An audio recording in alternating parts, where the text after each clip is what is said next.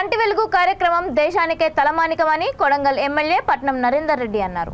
దౌలతాబాద్ మండల పరిధిలో గల బాలంపేట్ గ్రామంలో కంటి వెలుగు కార్యక్రమంలో ఆయన పాల్గొని లబ్ధిదారులకు కంటి అద్దాలను అందజేశారు. కంటి పరీక్షలను స్వయంగా ఎమ్మెల్యే పరిశీలించి వైద్యులతో మాట్లాడి వివరాలు తెలుసుకున్నారు. ఈ సందర్భంగా ఆయన మాట్లాడుతూ ఈ కార్యక్రమాన్ని సద్వినియోగం చేసుకోవాలని, అంధత్వ నివారణకు అందరూ సహకరించాలని కోరారు. ప్రజల ఆరోగ్యంపై బీఆర్ఎస్ ప్రభుత్వం ప్రత్యేక శ్రద్ధ తీసుకుంటుందని ఎమ్మెల్యే పట్నం నరేందర్ రెడ్డి తెలిపారు.